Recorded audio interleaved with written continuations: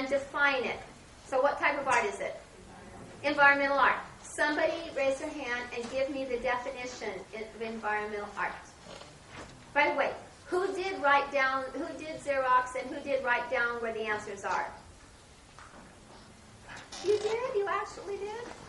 Okay. On what page? Those of you that did, what page do you find this answer? 59.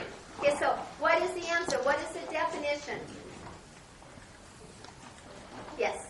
The outward land, very transitory. The process is more important than the result, and it cannot be sold, collected, or contained. Okay. I know you didn't hear it past the first row, but she had it. So I'll repeat everything you guys say.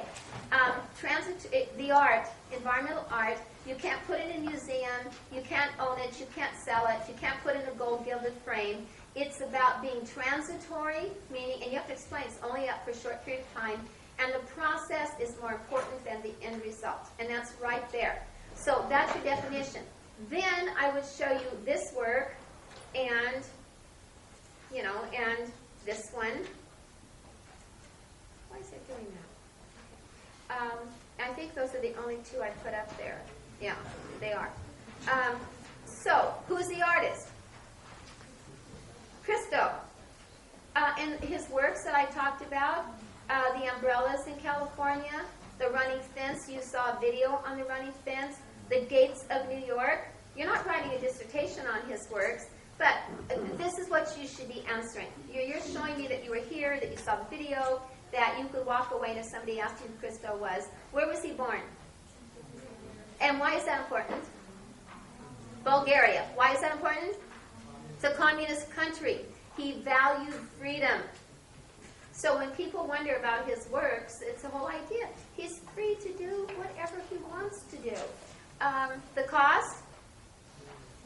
They're very expensive. Where does he get the money?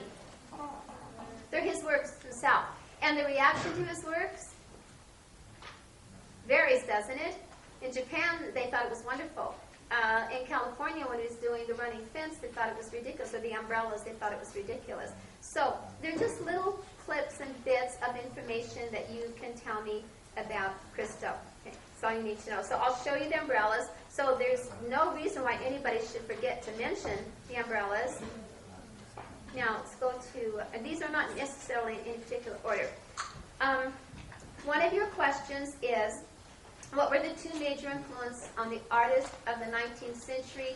Artists such as Gauguin, Van Gogh, Degas. Write straight from your packet. What page?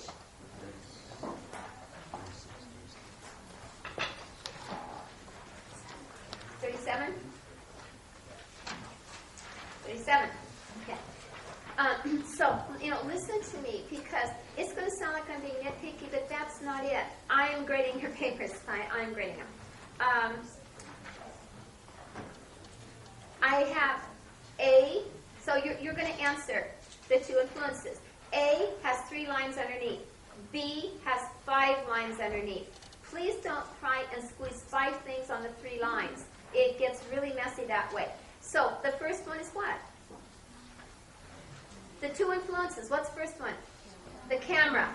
What are the 3 things? That's why I'm saying it goes under A, and there are 3 lines to answer your question. So what does the camera do?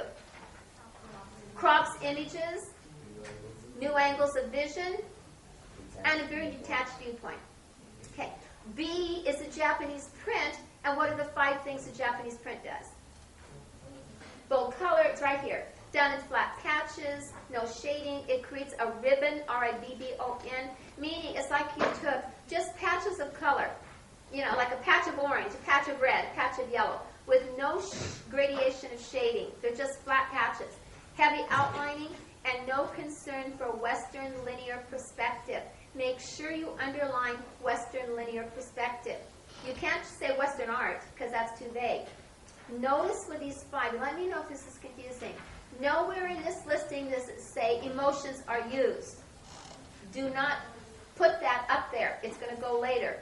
So you just list what's there. Now your next question will be these 2 works. And you're going to show that you understand the influences of the camera in the Japanese print. So your answers will be right above you. And so you're going to start with the one on the left-hand side. This one has to be in the proper order or you lose lots of points. So you might want to make a comment there. And I've talked about it in class. Has to be in order. The one on the right doesn't, but the one on the left does. Step 1, step 2, step 3. So, is this the camera, on the left, is this the camera influence, the Japanese print, or both? Just the camera. So that's the first thing you're going to start with, because I'll give you the name, Degas ballet class, and Gauguin's Jacob and the Angel. So you'd say camera influence only. Okay. So step number 1, you're going to be defining cropped images. So what are you going to say? Okay, good. And you just, even if you're sleeping or talking, all you have to do is look at this. The figures on the right are cropped in half. The window on the top left is cropped. That's a complete answer for number 1. Now, number 2, you have to go back to your answer, new angles of vision. Okay, number 2 is a little bit longer. What are you going to say for the new angles of vision? Thank you. The view is up above looking down, which makes the linear perspective of the floor tilt upward. And? The ballerinas look as though they hang on a string. Good. Okay. So I know, again, in the back, so he said it exactly right. Because the view is from up above, looking down, the linear perspective tilts upward. Now, you know that linear perspective, your eye goes straight back. What's happening now, because it's from up above, it tilts upward. Because the floor tilts upward, the ballerina on the left looks like she's dangling on a string or floating. Can you see that in the work? Because if you can't, let me know. Now, that's a complete answer for that. That takes you to number 3, detached viewpoint. You can't just write detached viewpoint because you've already written it. You've got to explain it now. What would you say? Yes. Over there. There's no moral to the story. Yeah. Okay, good. You want to say, there's no moral to the story. Everybody's doing their own thing. The woman is reading, the people are talking, the dancers are dancing. There's no real connection. There's no grand story to this. So you want to describe, don't just say detached viewpoint, but just write with you, bless you. Okay. Now, those are complete answers in order, and there's a reason for that. Not only to be logical, but it will help you with your final. Because the final is really about putting things in order. Okay.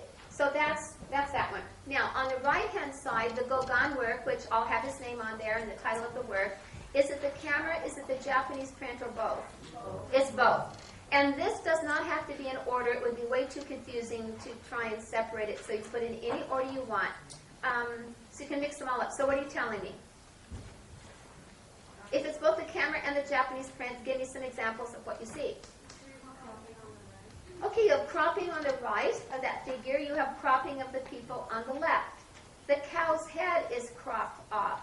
And the most important thing is that tree cuts this painting right in half. Should horrify the public this time. I mean, that tree goes right through the middle of it cuts off the sides of it. So that's that. The people are outlined. That's why you need to take 10 minutes out and look at your textbook. Just look at those images because, we only have 50 minutes in class each time. And we're not spending hours on each work, so it's not like I think everybody's going to just remember every detail. That's why your book is really important, because you can take 10 minutes out, look at the images, get them in your mind.